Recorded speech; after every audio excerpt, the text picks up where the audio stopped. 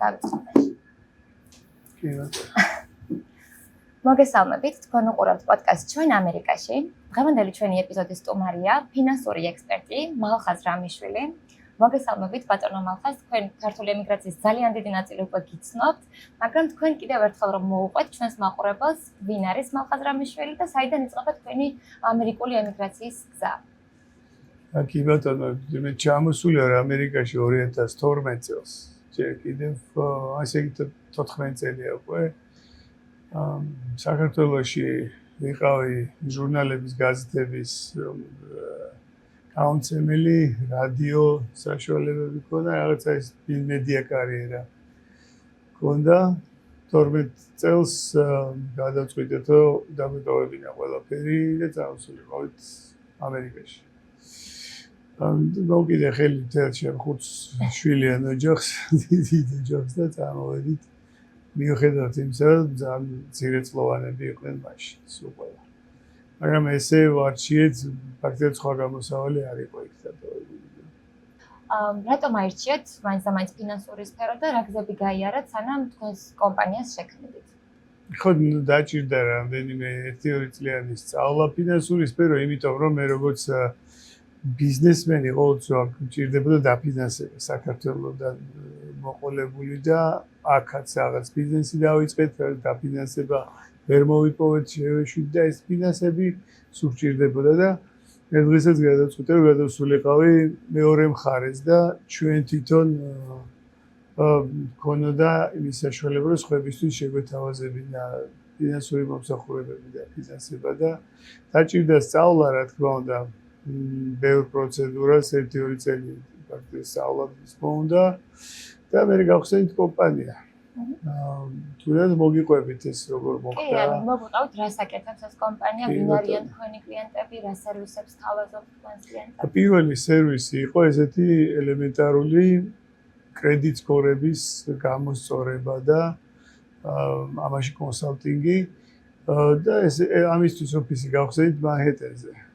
მაგრამ იქ ახლა ვინც იყო ჩვენი მენტორი და ასე ვთქვათ ხელისშემწყობი, მათ ერთ-ერთი რჩევა იყო, რომ დაპოსტეთ ეს თქვენ Facebook გვერდებზე და დაელოდეთ მინდა გიკავშირდებიან მეგობრები. დავიკავშირდნენ მეგობრები, ყველა ჩემი მეგობარი იყო ქართველი, მოგვიჩვენეს დავიკავშირდეთ უამრავი ქართველი დავიკავშირდეთ, დავიწყეთ ამ გავაგზავნეთ ამ მანჰეტენის ოფისში მუშაობა, მაგრამ ძალიან მოუხერხებელი აღმოჩნდა, იმიტომ რომ უამრავი ქართველი მოდიოდა ბრუკლინიდან, იქ მანჰეტენზე მანქანის გაჩერების პრობლემა ჰქონდათ ისა და დარეული იყო, იტყოდნენ 2 საათზე მოდიოდნენ 5:30 და არ იყო არც მათთვის მოსახერხებელი, არც ჩვენთვის და გადავწყვიტეთ გადავიტანა ოფისი იქ, სადაც ეს მოთხოვნილება იყო.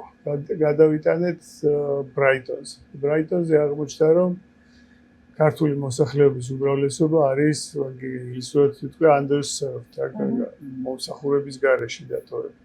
ანუ თუ ქართულად კიდე მიიღო მომსახურება, მაშინ არ იყო არაფერი, არც გავსი, არც საბუღალტრო, არც ფინანსური, არც საკრედიტო არანაირი მომსახურება ქართულად და იმის მერე ეს კომპანია იმსახურება ძირითადად ქართულ აუდიტორიას და გვაქვს ყოველწლიურად დიდი ზრდა, ასე რომ სხვა რა თქმა უნდა სხვა ეროვნების ხალხიც ყავს და მუდმივ დაშივად შევჯერებით. მომავალ წელს კიდე უფრო რაღაც რევოლუციურს დასველოდე. ფილადელფიაშიც გახსენით უკვე დამტებითად. ფილადელფიაში. როგორ გაიზარდა პერსონალის რიცხვი, რამდენი თანამშრომელი ყავდათ თავიდან? ახლა 30-მდე არის როგორც. კი, როგორ არის, იცით, ისა ჩვენ სეზონურია გადასახადების სეზონს, ტაქსების სეზონს ვიძახიან, მაშინ გვჭირდა ბევრი ხალხი უფრო მომსახურეთ, მაშინ მართლა 30-მდე არის ეს რიცხვი. მერე უკვე მარტო ბუღალტერია და ფინანსური სერვისები რაღაცები, რასაც 6-7 კაცი აუდიოთ სეზონიდან სეზონამდე. შეიძლება მომავალ წელს სხვანაირად იყოს, იმიტომ რომ სხვა რაღაცებსაც გეგმავთ და დღესდღეობით ესე. წარმატება გისურვებთ. მოდი დავიწყოთ სულ თავიდან, სანამ საკრედიტო ქულაზე, სასხაბზე და ასე შემდეგ თქვენ სერვისებს უფრო ესე ვცვლად განვიხილავთ და მივაწვით ინფორმაციას ემიგრანტებს, აი თავიდან ემიგრანტი როცა ჩამოდის. რა რეკომენდაციას გასცემთ, ან როგორ უნდა დაიწყოს საბუთების მომზადება, ეს ნაბიჯ, რომ სწორად დაიწყოს, შეცდომები არ დაუშვას და მიიღოს მოკლედ რა მიზნითაც ჩამოდის ეს ამერიკაში. Ну პირველი რა არის ალბათ და გახსნას ანგარიში ბანკში აიღოს ტელეფონი და იქ ირავს ალბათ ბინახო სახლი, იყოს სამუშაოს პონის მერე უკვე საბუთები პირველ რიგში ლეგალური ყოფნისთვის აუცილებელია. ჩვენ დროს ცოტა უფრო დიდი ხანი მიდიოდა, აქ უფრო ეხლა ნიუ-იორკი აძლევს დაზღვევასაც ფილადელფია არ ვიცი ზუსტად, მაგრამ აქ მეცუდი გამოცდილება მაქვს, იმიტომ რომ შევიცვალე შტატი ნიუ-იორკში 100%-იანი დაზღვევა მქონდა ჯანმრთელობის დაზღვევაზე თუ საუბრობ, ფილადელფიაში არ არის ესეთი არც მარტივია გაკეთება და არც უფასო არ არის თუ არ ხარ მოქალაქე. იმიტომ რომ ბევრი იწყებს ნიუ-იორკიდან საერთოდ ამ ცხოვრებას და მერე გადმოდის ფილადელფიაში ან სხვა შტატში. იქ უფრო ადვილია დაზღვევის გაკეთება, ჯანმრთელობის დაზღვევა, რაც მნიშვნელოვანია. ძალიან მნიშვნელოვანი, თუ ეს ოჯახი თუა და ბავშვები თუ ყავთ, მნიშვნელოვანია. შეიძლება ადამიანს დიდი ხანი არ ჰქონდეს ეს ჯანმრთელობის დაზღვევა, მაგრამ ამერიკაში ეს ფაქტია ცეცხლთან თამაშივით არის, იმიტომ რომ შეიძლება ისეთი რაღაცა გაუთვალისწინებელი დაგემართოს, რომ ძალიან რთული დასაფინანსებელი იქნება ჯიბიდან. თუმცა ჯანმრთელობის სისტემა ახლა ყველანაირ ქუჩაში არავინ არ დაგტოვებს. და არ გეტყვიან რომ ფული გადაიხადეთ, ორი ოპერაციას არ გაიგეთებს. ბილები მოდის კატასტროფული. ბილები მოვა მერე, მაგრამ იმ ბილებთანაც შეიძლება დამკლავება, იმითი რომ არის ალტერნატიული დაფინანსებები და რაღაცები. არის charity care, არის რაღაცა თხოვნა მოლაპარაკება შეეცირება, გადავადება, განწილვადება, ყველაფერი შეიძლება. თქვენ ამ სერვისაც სთავაზობთ ხო თქვენ კლიენტებს? ჩვენ დაზღვევასთან არ ფიქრობთ. აქ ყავს პარტნიორები ფაქტობრივად ყველა სფეროში, სადაც გადავამისაბათებთ ხოლმე. ვისაც ჭირდება აუცილებლად. კარგი და ანუ რა არის ის ძირითადი შეცდომები, რომელსაც ემიგრანტები განსაკუთრებით საწყის ეტაპზე უშვებენ ხოლმე და ანუ ბევრი არის კიდე აი წლების განმავლობაში საერთოდ აიგნორებს ამ საბუთების გაკეთებას და არის უბრალოდ პირველი კი ესე იგი ქებაში მუშაობნა იმუშაოს ქეშზე. პირველი არის იურიდიული საბუთების მოგვარება. ეს არის აბსოლუტურად საჭირო რაღაცა. იმიტომ დღეს მithumetes დღევანდელ სიტუაციაში ეს თუ მოგვარებული არ არის, შეიძლება მოკიდო ხელი ჩაგსვა ციფრში და ცოტა ხანში აკეთებორტონას ეს აბსურდია, ხა რომ ვინმეს კიდე არ კონდეს ეს დაწყებული მაინც. თუ ვინმეს არ აქვს, სასწრაფოდ უნდა დაიწყოს უკვე ამაზე ზრუნვა, ხო? პირველი ეს იურიდიული საბუთებია, მართვის მოწმობები და ეს ყველაფერი და შეცდომები არის ის, რომ ძალიან ისე უყურებენ რა ზერელეთ შეიძლება ამერიკის სისტემას. დიდი ხანი შეიძლება არაფერი არ იყოს, ყველაფერი გაგივიდეს და ერთ დღესაც ყველაფერი დღეს დაგაწყდეს თავს.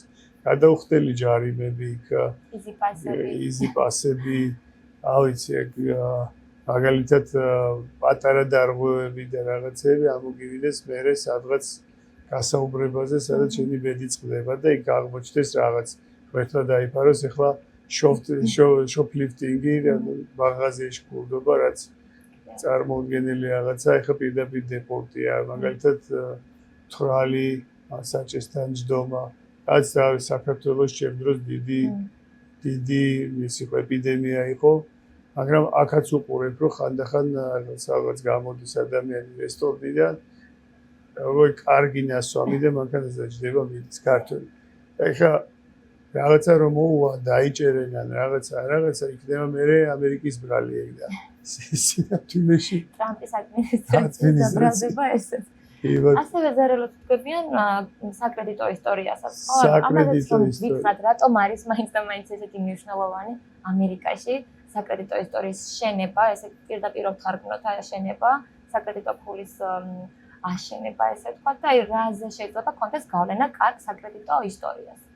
კარგ საკრედიტო ისტორიას ბევრ რამეზეა გავლენა.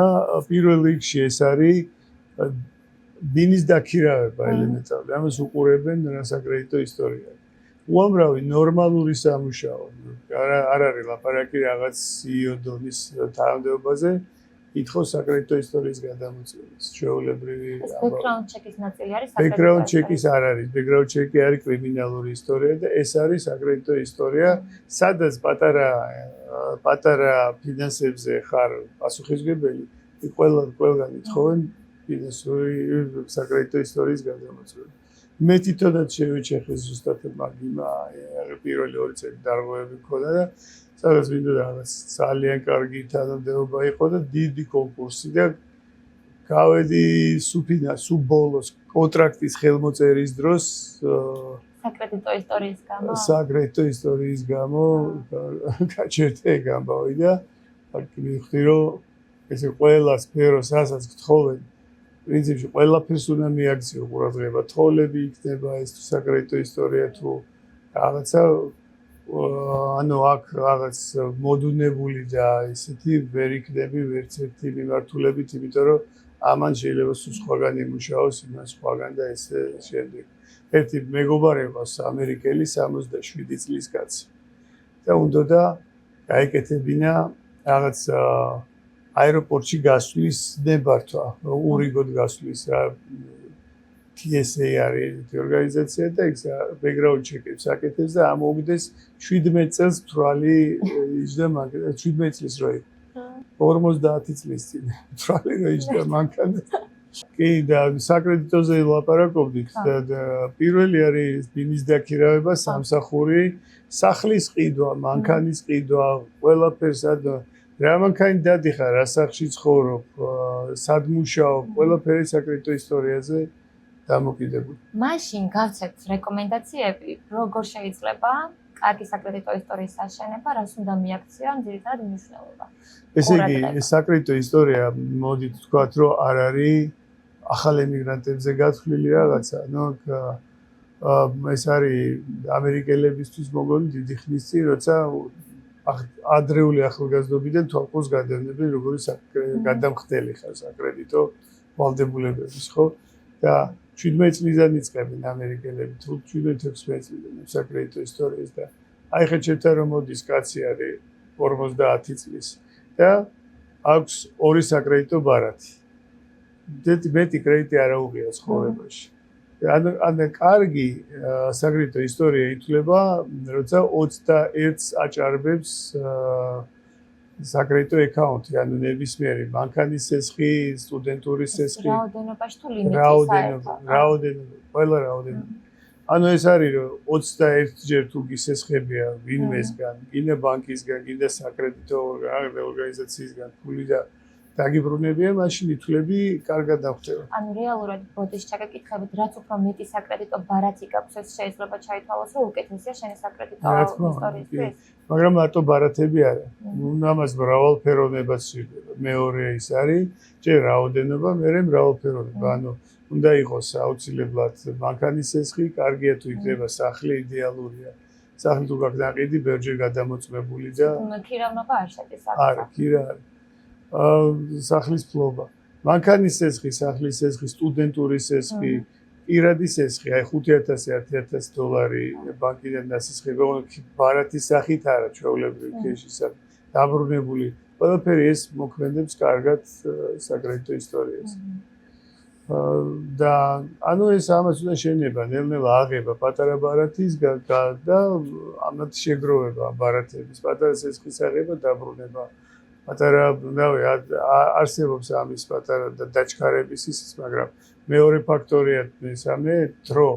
რამდენი ხანია, რამდენი ხანშია ეს ყველაფერი გაწელილი.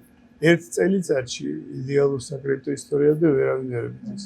ეს 3-4 წელი კიდე შეიძლება რაღაცა გამოდიოდეს და ამას უნდა ნელ-ნელა შენება და მე მიგრანტები იწყებენ ხოლმე security card-ებით, მეც ასე დავიწყე პირველ წელს და ანუ ახლა რა თქმა უნდა უფრო სანდო ადამიანად ვიშვები ამ კუთხით.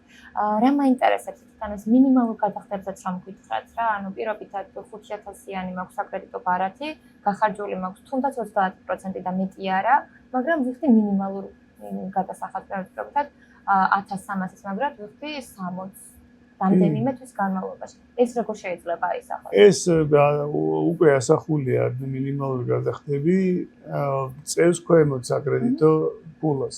მაგრამ ეს ხო უნდა შევხედოთ როგორც პროცესი, ეს არ არის, რა ამდენი მაქვს საკრედიტო ფულა, 720 მაქვს და ეგრე არ იქნება. დახარჯოთ ბარათებს ჩამოდის ქვემოთ, გადაიხდით ამ ბარათებს ისევ ადის ზემოთ. და მარტო ბარათებზეა სხვათა შორის. და დახარჯული ბარათებით ახალი რაღაც დასაღებად მისვლა არ შეიძლება, იმიტომ რომ საკრედიტო ფულა არ ჩამოსული მაგ მომენტში. ჯერ უნდა გადაიხადოთ ის რაღაცები, მიიყვანოთ 10%-ზე ქვემოთ უნდა ჩამოიყვანოთ დახარჯული, მერე მიმართოთ ახალზე, რომ აიწიოს. ან კრედიტ სკორის მონიტორინგიც ხდება, არის სპეციალური საიტები და იქ არის უფასოც არის, თქვა ეს ყველა მის კრედიტ კარმა, სადაც ორი ბიუროა. მესამე მთავარი ბიურო მანდ არ არის Experience აქვს თავისი სერვისი. ზოგჯერ უფასოა, ზოგჯერ $90-მდე სულ შეგიძლიათ ამ მონიტორინგოთ თქვენი ამაზე სულ მაინტერესებს ხოლმე Equifax-ი აჩვენებს ყოველთვის უფრო მეტს და რა განსხვავება არ ვერაზდებს. Equifax-ი ყველაზე პატარაა და ყველაზე ნაკლები ინფორმაცია აქვს. ესა ინკვაირების, ანუ მოთხოვნების ყველაფერი არ ჩანს. ვთქვათ, მოითხოვეთ 5-ჯერ კრედიტი, Equifax შეიძლება ერთი გამოჩნდეს. და უფრო მაღალი იყოს ხოლმე მათ. ამიტომ ის TransUnion-ი უფრო სანდოთ ითვლება და Experian-ი კიდევ უფრო სანდოთ. გასაგებია. ახლა რომ ვთხრათ ჩვენს მაყურებელს, ახლა ბოლო პერიოდში რომ პანიკა არის, რომ საკრედიტო ბარათებს გვართმევენ, ეს ტრამპის მკაცრი საიმიგრაციო პოლიტიკის პირობებში რა საფრთხე ემუქრება? უკვე არსებულ საკრედიტო ბარათებს ერთ მხრივ და მეორე მხრივ იმაზე უკვე მე მგონი დაწესდა კიდეც შეზღუდვები ახალი ბარათების და ახალი სესხების გაცემასთან დაკავშირებით, მაგრამ აი არსებულებს თუ ემუქრება საფრთხე? არსებულებს შეიძლება ჩავთვალოთ, რომ შესაძლოა დაემუქროს. თუ როცა ესენი მიიღებენ ბანკები, უკვე დაიწყო პროცესი ტრამპის ბრძანებულებით, პრეზიდენტის ბრძანებულებით, წერია, რომ ახალ ემიგრანტებს მიაქციათ ყურადღება, იმდა დავიცვათ საბანკო ისა, იმიტომ რომ ყოველწილ შეიძლება შეუჩერდეთ მათ ამერიკაში ყოფნა. და რისკია ამათვის კრედიტების მიცემა. ამით დაიწყო ყველაფერი. იმავე ბრძანებულებაში წერია, რომ 3 თვის მანძილზე მოამზადეთ კანონი ამის შესახებ. და წარმოადგინეთ კანონი იმით, რომ მთლიანად დაცული იყოს საბანკო სისტემა. და 3 თვე გადის 17 აგვისტოს. 17 აგვისტოს უნდა კონდეს. 17 აგვისტოს გვეცოდინება რაღაცა. ეხლა დიდი ბარათები, ვისაც არის გაცემული ბანკებს. თუ ეხლა პირველი ესე ვთქვათ, გაფრთხილება უკვე მიწეს რა. ანუ რომ ადამიანს ვისაც არ აქვს მუშაობის უფლება, აუცილებლად უარი უთხარით ბანკებზე. ეს პირდაპირ ინსტრუქცია გააკეთა FinCEN-მა. ეს არის ბანკების რეგულაციის სამმართველო სააგენტო და იმათმა უთხრა გადაამოწმეთ სამუშაო უფლება. აქ ჩაგეკითხებით, ბოტიში რეალურად სახელმწიფო აკონტროლებს საბანკო სისტემას, ან რამეზე გავლენა აქვს? რა თქმა უნდა, საბანკო სისტემას აკონტროლებს თლიანად, წარმოიდგინეთ, თლიანი კონტროლის ქვეშ არიან. ანუ წესებს ისინი უდგენენ. ყოველდღიურ ოპერაციებში ჩართული არის ორი ორგანიზაცია მაინც. ერთი არის NYC-ქვია, ეს არის Know Your Client და ამას მონიტორინგს უკეთებს. ფაქტიურად იმას ქვია ფინანსური უსაფრთხოების დეპარტამენტი, ფაქტიურად არის სპეცსამსახური. მეორეც არის Know Your Client არის ფულის რეცხვის გამო, იმის რომ არ ვიღაც დამნაშავებმა შემოიტანონ ფული ბანკ სისტემაში, დასანქცირებულმა პირებმა და ეგეთ რაღაცებმა და არის მეორე კიდე მეორე სისტემას ქვია, ერთი არის Know Your Client, მეორე არის ხო, მეორეც არის და აღარ დამახსოვს ისა, იმას მეორე სპეცსამსახური. ასე რომ, როცა ხდება, მე ვთქვი რამდენიმე ვიდეოშიო, როცა გიყინავენ ანგარიშს, ზედ თანხით. ეს და მიდიხართ ბანკში, ეკითხებით რატო ის არ ამბობს, რატო? იმიტომ რომ იმ სპეცსამსახურს რაღაც მოეჩვენა საეჭვოდ. ის არ არის პასუხისმგებელი, რაიმე გითხრათ ან ანგარიშს, რატო გიხურავენ ანგარიშს, მაგრამ ბანკი არაფერში არ არის. ბანკს აქვს ხელშეკრულება, რომ იმას მთლიანად ექვემდებარება, ვისაც ეთქვიან დაუხურავს, ვისაც ეთქვიან გაუხსნის. ასეთ დღეშია ბანკები, იმიტომ რომ ლიცენზიები ჭირდება სახელმწიფოსგან და ლიცენზიების პირობებშიც ეგ არის, რომ ფინანსურ პოლიტიკას უნდა დაემორჩილოს.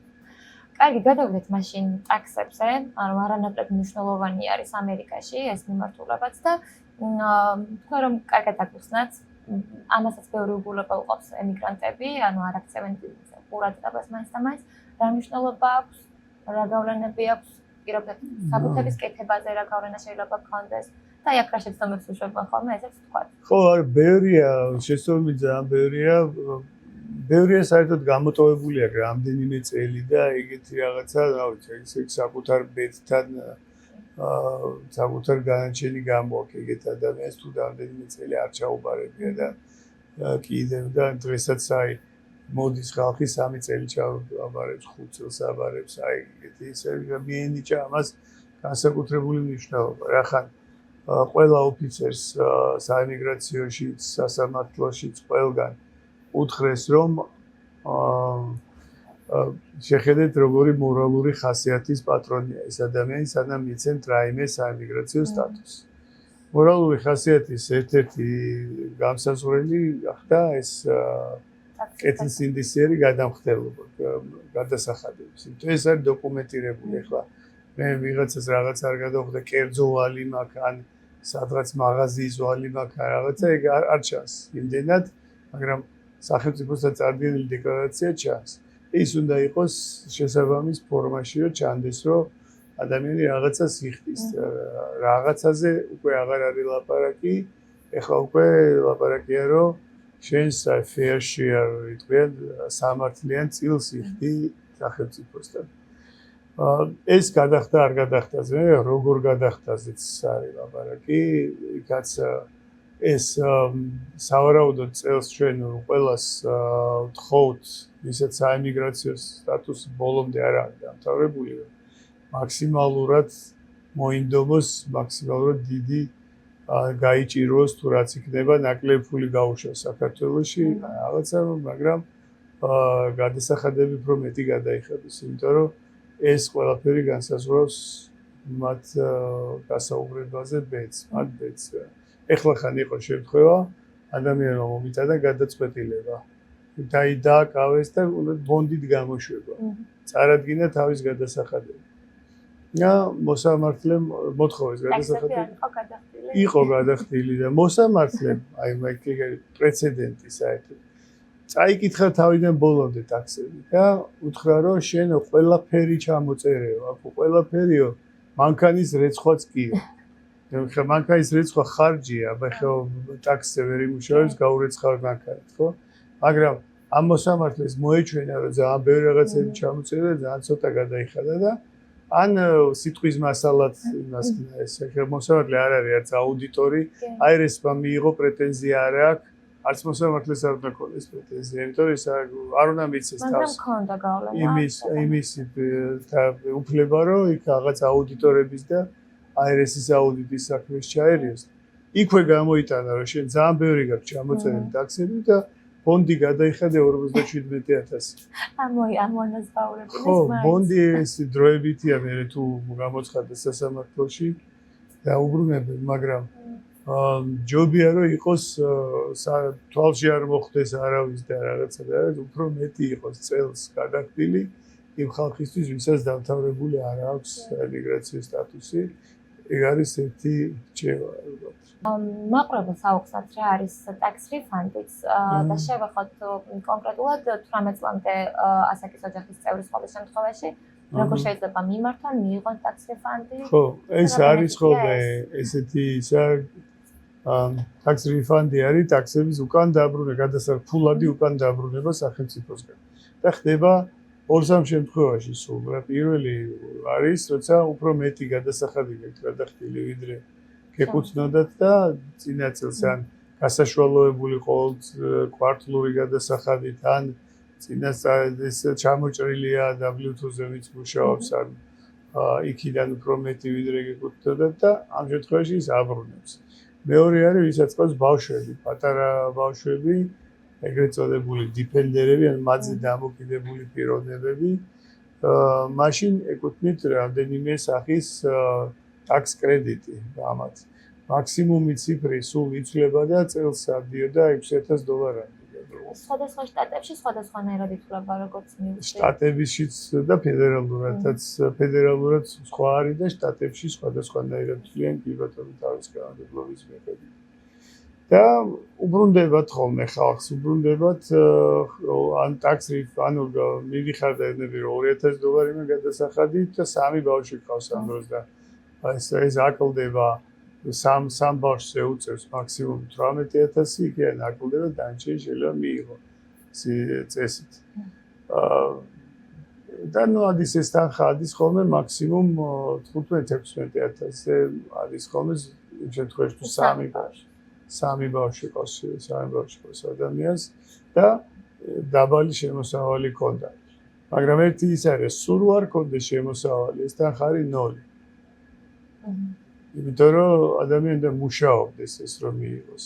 ადამიანმა იმუშავა, დაბალი შემოსავალი ქონდა და ყავდა შესანახი ხალხი, მიცემს სახელმწიფო რაღაც. ადამიანმა არ იმუშავა, შესანახი ყავდა, არ ეკუთვნის არა. ესეთი ფედერალური კანონი. შტატებიც გავს რაღაც თვითონისწინებენ და ჯამში გამოდის ეს 6,000 ჯამი, რასაც ვამბობ. ერთი ბავშვი შემთხვევაში. მაქსიმუმი ერთი ბავშვი შემთხვევაში. მაგრამ მაგასაც შეუყენა წყალი ტრამპის ადმინისტრაციამ. ეხლა აქვს კანონ პროექტი მზადდება და უნდა თუ წელს გაიტანონ, მეგრო ვინც არ არის მოქალაქე ტაქს რიფანდი საერთოდ არ ეკუთვნის. შეიძლება შევიდეს ეს შემდეგი წლიდან უკვე ძალაში? ნუ ძალიან მოწოდინებული არიან მაგისთვის. და შეიძლება წლევანდელი რიფანდები ბოლო იყოს. მე ახლა ცუდ მესენჯერად, ცუდი ამბის მომტანად გამოდივარ, მაგრამ რეალობაა ესეთი, რომ ამაზე ვისაც საიმიგრაციო სტატუსი არ არის დამთავრებული, მინიმუმ წელი ბარათი არ აქვს. დიდ გათვლებს მომავალ წელს ნუ გავაკეთებთ, იმიტომ რომ უკვე 50-50 წინასწარ ნუ დავხარჯავთ. სხვა იმედია, რაც ეს არ გამოუვა, როგორც აი ბავშვების მოქალაქეობასთან დაკავშირებითაც სხვა გქონდა მისი მცდელობა და ნუ ის არ გამოვიდა. იმედოვნოთ, აქაც საჩვენოდ გამოვა ყველაფერი. თქვენ ასევე აკეთებთ სხვადასხვა ბიზნესებისთვის კონსულტაციებს, ბიზნეს კონსულტაციებს. ამაზეც რომ ვისაუბროთ, ანუ რა საბუთებია საჭირო, რა გზები უნდა გაიაროს ადამიანმა, რომ ამერიკაში ბიზნესი დაარეგისტრიროს. ბიზნესის დარეგისტრირება ძალიან ადვილი საქმეა, უნდა მოიფიქრო სახელი, კონდეს მისამართი, მართვის მოწმობა და მოჩა ფაქტიურად. საკრედიტო ისტორია არის.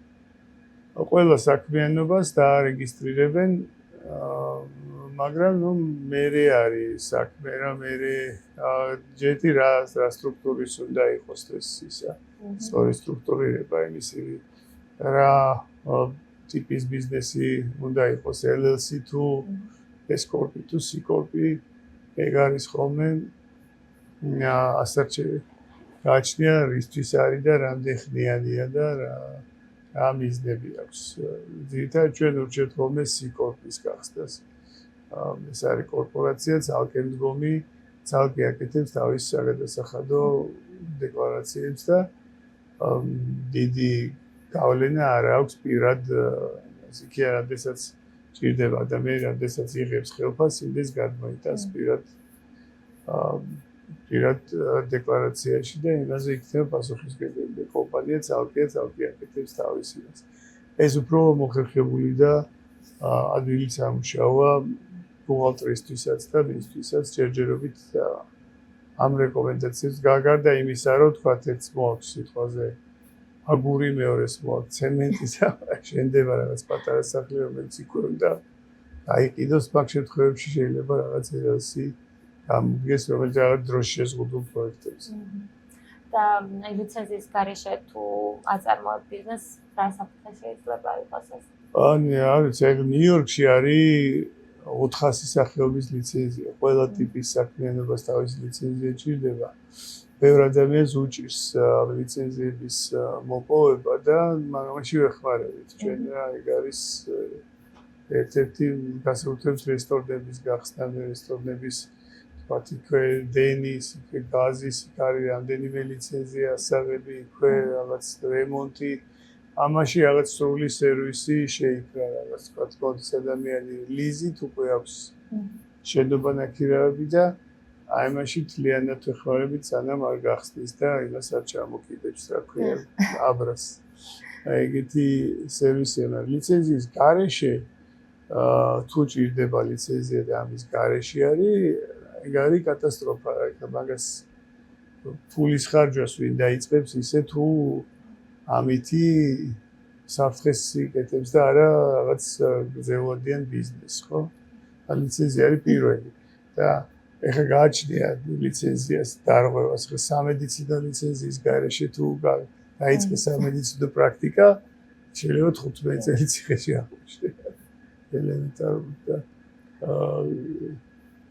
რესტორნის ლიცენზია თუ არა გაქვს და დაიგახსენი მაინც და დაიწყე, მოვლენ და დაგიკეტავენ და იმას გილას ვერასოდეს ვერ გაიხსენ. იგივე ალკოჰოლის ლიცენზიაზე.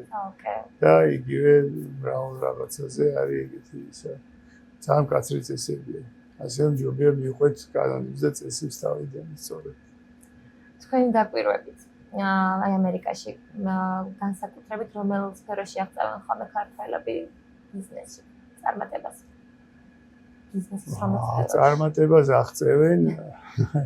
როგორ გითხრათ, მასიურად გავრცელებულია ეს არესტორნო ბიზნესი. კვების. წარმატებულები არიან ბევრი გადაზიდვების მე არ ვამბობ მარტო ტრაქინგის ბიზნესი. საკონტეინერო გადაზიდვები შორბანძილზე ეს არის მანქანების ექსპორტი, საკონტეინერო გადაზიდვები, მანქანების მომსახურება მრავალნაირი.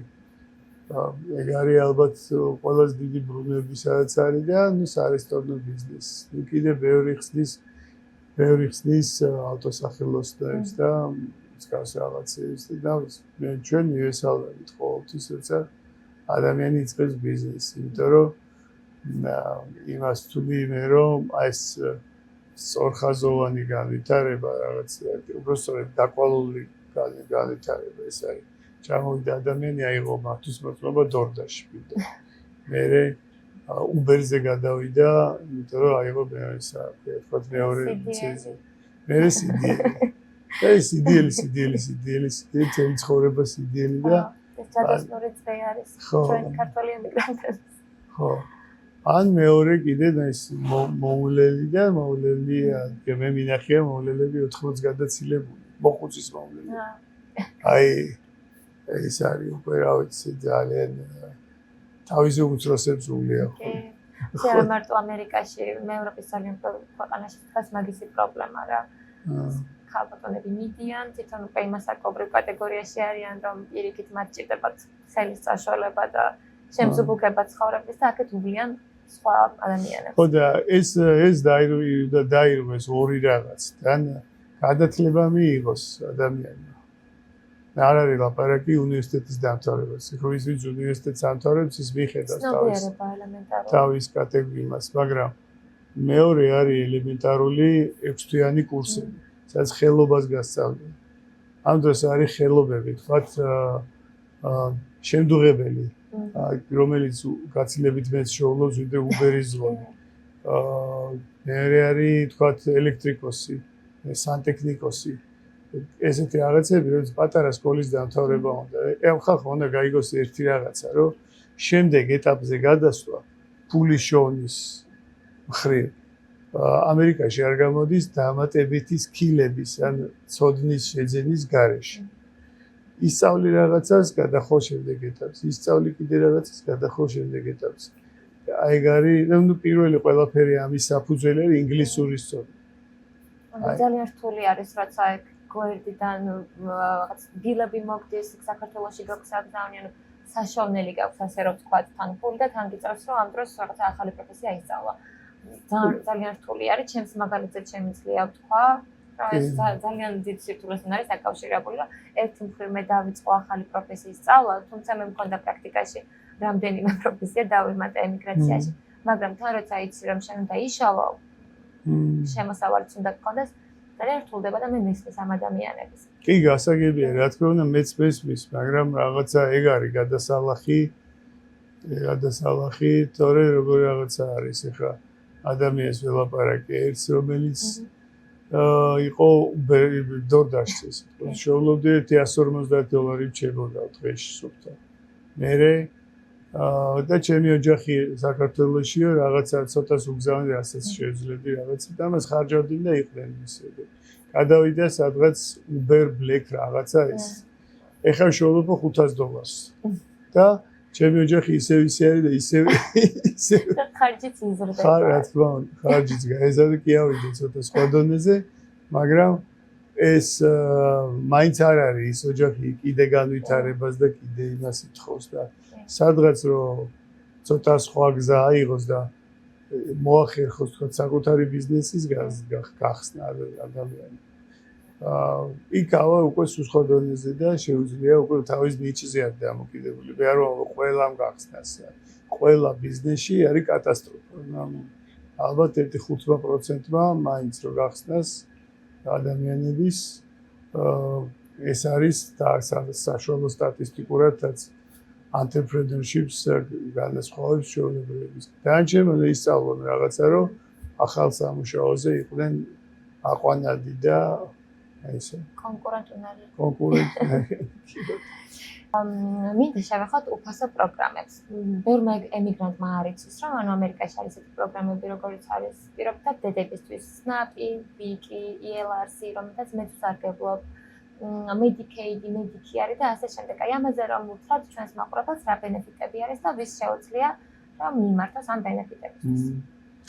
კი ბატონო, ესე იგი, რა თქმა უნდა, უამრავი პროექტია და საშუალება ამერიკაში იმისთვის, რომ დაეხმარონ დაბალშემოსავლიან ადამიანებს და დაბალშემოსავლიანებისთვის არის ეს, რა თქმა უნდა, თავარი ანუ საიდან დავიწყოთ? შეგვიძლია ანუ ერთად თქვა პირობითად აი დედებისთვის რაც არის ELRC. ესე იგი, გაცხადებული დიდი ხნის წინ გაცხადებული არის ამერიკაში ესეთი პროგრამა, რომ ამერიკაში არ უნდა იყოს შიმშილი. შიმშილი არ უნდა იყოს აღმოფხვი. და ეს შიმშილის აღმოფხვასთან დაკავშირებით სისტემა მუშაობს ისე, რომ არის უამრავი food bank-ი, ანუ უფასო საკვების უამრავი ადგილი. სადაც ნებისმიერ შეუძლია მისვლა და აღება ნებისმიერი რაოდენობის საკვების რაც იქ იქნება. თუ იქ ყოველთვის ყველა საუკეთესო ხარისხის რა თქმა უნდა არ იქნება და ყველაზე ისა, მაგრამ შივერი არავინ არ ხვდება ესე თქო. იგივე არის უამრავი პროექტი ტასაცმელთან დაკავშირებით. ტასაცმელი და საჭმლის პრობლემა აღმოფხრილი უნდა იყოს. ეს ადამიანმა თუ იცის სად მივიდეს და რა აიღოს, ეგ არ უნდა ქონდეს არასოდეს. ესეთი მსგავსი ვიდეო ჩავწერეთ და ბევრმა დაიწყო ესა რომ აი ქართველებს უბიძგებ მათხოვრად წავიდნენ ამერიკაში და რაღაც ეგეთ სისულელები. აქ არის ახლა ცხოვრება და ყველაფერი ხდება. ადამიანი თუ ჩამოვიდა და პრობლემა აქვს, აქ არის ერთი რომ ქუჩაში ხელის გაწვდენა არ არის აუცილებელი და ღირსეულად შეიძლება მივიდეს რაღაც ორგანიზაციაში, ეს ორგანიზაცია დაეხმარება და ესეთი ორგანიზაცია არის უამრავი. ეხლა ეს SNAP-ი და WIC-ი და ესეთი მსგავსი ისინი, რა თქმა უნდა, არსებობს. შესაბამისი შემოსავალი უნდა ქონდეს ადამიანს, მიდის და იღებს ესე ეგრეთ წოდებულ food stamp-ებს.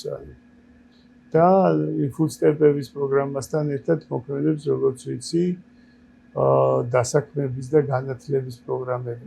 გადამზადებაც აქვს როგორც. კი. ანუ თუ ერთი წელი ადამიანი იღებს SNAP-ს, მერე მოდიან ესენი SNAP-ი არის ახლობით როგორ გითხრათ $250-დან კაცზე და თუ დიდი ოჯახია, სიტყვაზე შეიძლება ადიოდეს $1000-მდეც კი თვეში. ეს არის უფასო კარტა არის ბარათი, რომელთაც ყიდულობს საჭმელს. ჩვეულებრივად ნებისმიერ პროგრამაში მონაწილე დიდ სუპერმარკეტებში. ხო და კიდე ამას მოყვება ერთი რაღაც ერთ წელიწადში მოდიან მე როგორც ვიცი რამდენიმე შტატში ყველგან ერთნაირად არ არის. და გეუბნებიან რომ გავაგრძელოთ მოდი და გაგვეც პასუხი კითხვებზე თოთ რა სად მუშაობ რატო მუშაობ როგორ მუშაობ რაღაც დაბალი შემოსავალი თუ სულ არ აქვს შემოსავალი მაშინ იძლევიან რაღაც ქეშის დახმარებას ესე რაღაცა ოღონდ ესეც შეზღუდულია დროში იმერ წელიწადში თუ ეთქვი რომ რაღაც გჭირდება ესე ინგლისური არიცი ვერ მუშაობ რაღაც აქვს ინგლისური სკოლა სპეციალური სკოლები გიშვებენ იქ 6 თვე ინტენსიური სწავლების ისა უფასო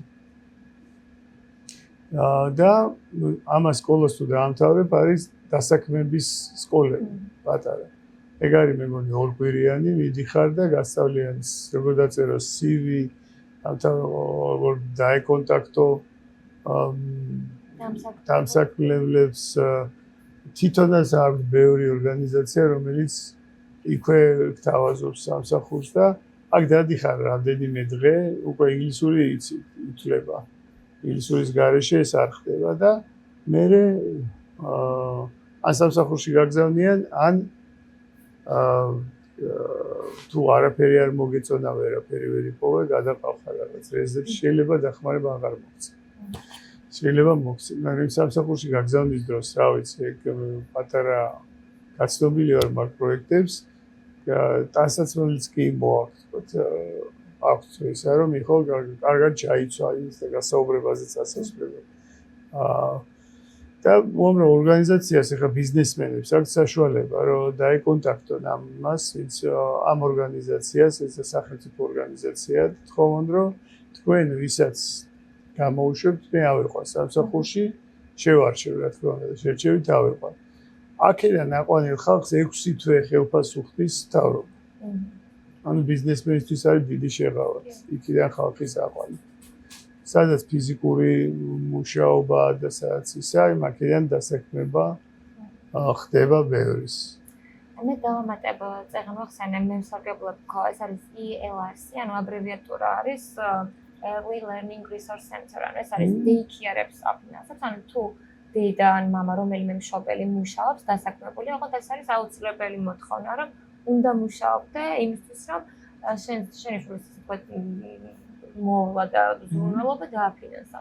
მე ვსარგებლობ ამით საკმაოდ წარმატებით დედებს მიმართავ თუ არიციან ამ პროგრამის შესახებ შეგიძლიათ მოგწეროთ დაგვიკომენტაროთ და მე დაგაკვალიანებთ სიამოვნებით. და ეს რთული პროცესი იყო ჩემთვის. რაღაცა დადასტურება მჭირდებოდა ჩემი შემოსავლების სამსახურის რამდენიმეჯერ აპელაციაზეც მომიწია გატანა ჩემი ამ მიმართვის პირდაპირ თარგმნო და ნუ საბოლოო ჯამში ვიცი ეს გზა როგორ შეიძლება რომ გავიაროთ ასე რომ ნებისმიერ დროს შეგიძლიათ მომმართოთ და დაგაკვალიანებთ ამ მიმართულებით. ამიტომ ძალიან ძვირი არის ამერიკაში დაახლოებით $300-400 არის კვირაში. $1200 ძალიან დიდი გადასახადია დამატებით. კი. ესე იგი ხო ნიუ-იორკში სხვანაირია, სხვა რაღაცები ქვია, მაგრამ არის ანალოგიური პროგრამა. City-ში უფასო daycare უკვე შემოიღო ხალხმა მერმა ეს ფაუნდარი რომელიც ცდილობს ეს დაამკვიდროს სადღაც სხვა სახელით არის პროგრამა. ნიუ-იორკის გამოსვლება არ მაქვს მე სამწუხაროდ, მაგრამ ფილადელფიაში თუ დაჭირდება. ძალიან კაი ფილადელფიაში. მით რა მაინტერესებს აი ამ უფასო პროგრამებთან დაკავშირებით. თუ არის რაღაცა საფრთხე, რომ ხელი შეგვიშალოს თუ რომელიმე ასეთი პროგრამით ვისარგებლოთ საბუთების გაკეთების პროცესში.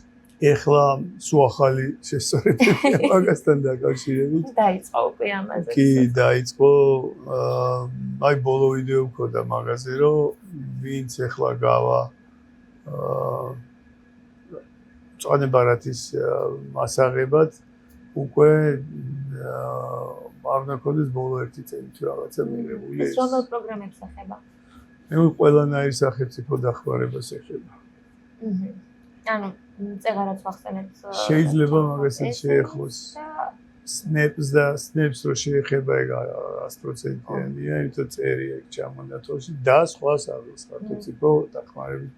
სნეპს ეხება უფასო დაზღვევას ეხება. მაგრამ ანუ თვითონ მოქალაქეები სარგებლობენ ამ დახმარებებით. კი, მოქალაქეები ესე ითვლება, რომ ეს არის საზოგადო ეხა ჩათვალეს. გადაიტანეს სხვა კატეგორიაში და ეს არის საზოგადოებრივი სიკეთეები, რომლებიც უნდა მიიღონ მოქალაქეებმა და მწვადებარათის მფლობელები. და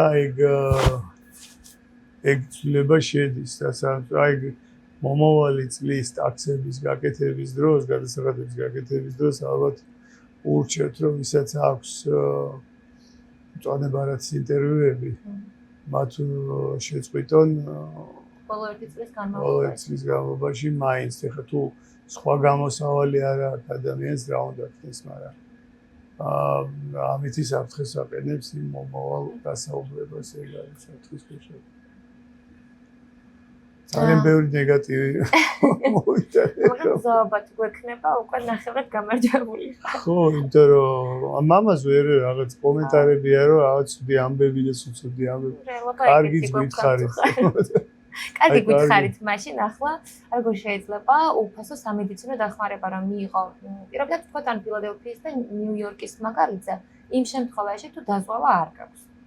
უფასო სამედიცინო დახმარება თუ ადამიანი მოხვდა, მოდით ესე მეც მქონია ეგეთი შემთხვევა, თუ მოხვდი სასწრაფოდ იმაში.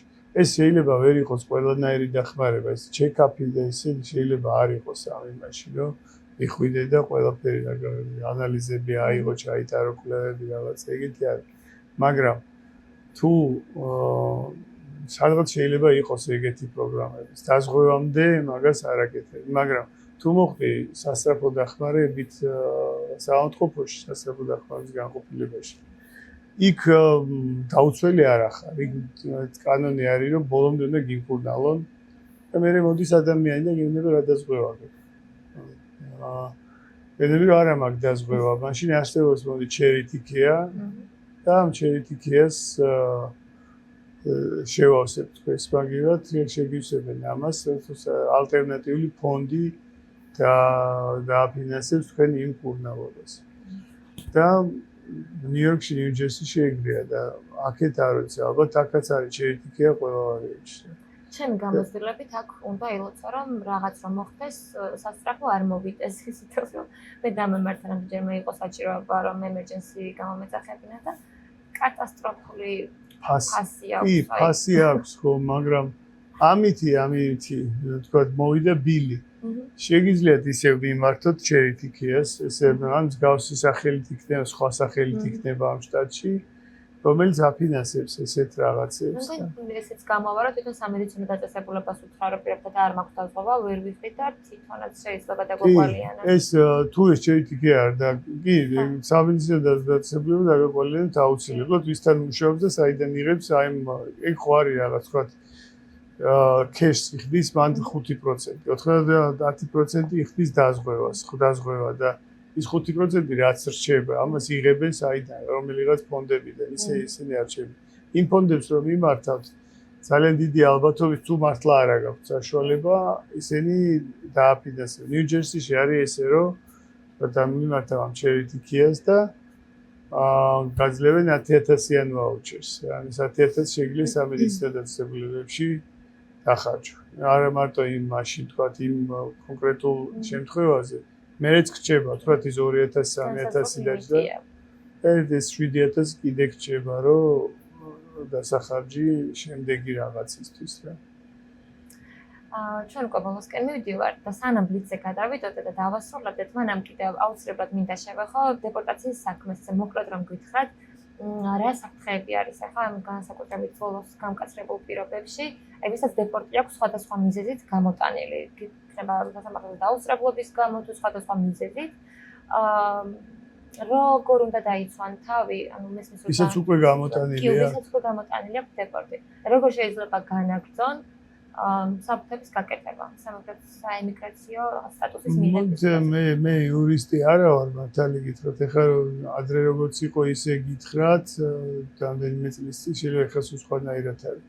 ჩვენ იურიდიულ იმას ფაქტიად ვერ იდევნით, ჩვენ ფინანსები გადასახადები და ასე შემდეგ. კი ბატონო. მაგრამ მე როგორც ვიცი, ვისაც უკვე გამოტანილი აქვს დეპორტი, ის არის პირდაპირ საფრთხის ქვეშ, თუ გააჩერებს აისი, ბონდის გარეშე პირდაპირ მოხდება სადღაც სადეპორტაციო დაწესებულებაში და ეს არის.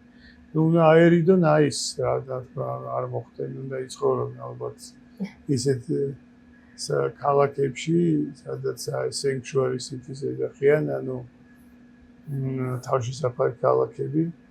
ნიუ-იორკმა გამოაცხადა თავისთავად sanctuary city არის თავშესაფარი ქალაქები, რამდენიმე არის ჩიკაგო, ნიუ-იორკი, თქვათ ნიუ-იორკიც აღარ არის, ხოლო კვირების განმავლობაში უსაფრთხო ქალაქი მგონი, ხა იქაც სანსი პოლიციას აქვს. კი, ნუ პოლიცია არ თანამშრომლობს აისთან და ხელი მოაწერა მამდან კიდე რომ აძლიერებს რაღაც დაცვას და ძალავს სადღაც ხალხის დაჭერას. ეს რამდენიმე დღის წინ შევემო გუში თუ გუში წინ იყო ამაზე ვიდეო. და უნდა აერიდონ აის რა.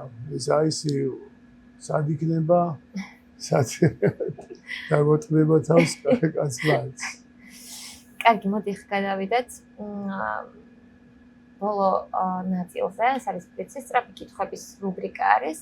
1-2 სიტყვით უნდა ვუპასუხოთ პირველ მათგანს. ესე იგი, თქვენი აზრით, ფულის დაგროვება თუ ინვესტიცია? ინვესტიცია. საკუთარი ბიზნესი თუ კარგი სამსახური? საკუთარი ბიზნესი რაც.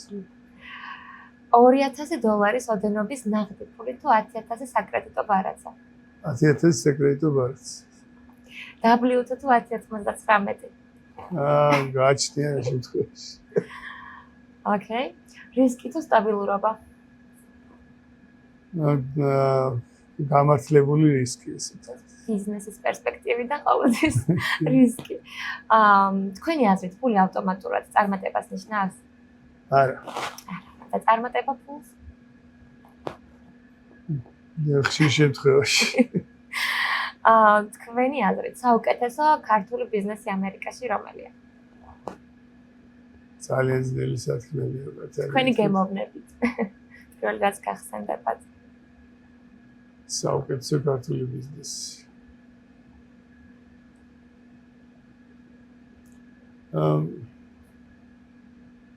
არც კი ვარ დარწმუნებული უნდა თუ არა. გადავიდეთ. თქვენთვის ყველაზე წარმატებული ადამიანი ვინ არის?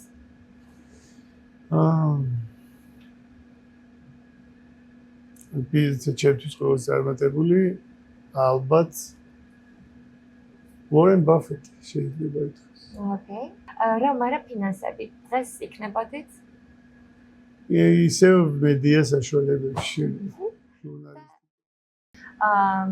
დავასრულოთ მაშინ და დასასრულს ჩვენი მაყურებლისთვის ვითხარით 3 ტოპ ფინანსური რჩევა რა იქნებოდა? მაყურებელს გააჩნია ყველა სხვა სიტუაციაშია. Basic რჩევები რა იქნებოდა ფინანსური კუთხით? ასე იგი, გაუფრთხილდით პირად საკრედიტო ისტორიას. ეცადეთ მიიღოთ განათლება ბიზნესის შესახებ, გახსნათ საკუთარი ბიზნესი, განავითაროთ საკუთარი ბიზნესი, გაყიდოთ და გაიმეოროთ მეუღლე. მადლობა ძალიან დიდი ჩვენს ეპიზოდში მონაწილეობისთვის. წარმატებებს გისურვებთ თქვენ, თქვენს კომპანიას. მადლობა თქვენ რომ გვიყურეთ და შევხვდებით შემდეგ ეპიზოდში. ძალიან დიდი მადლობა. ახონდის. მადლობა თქვენ.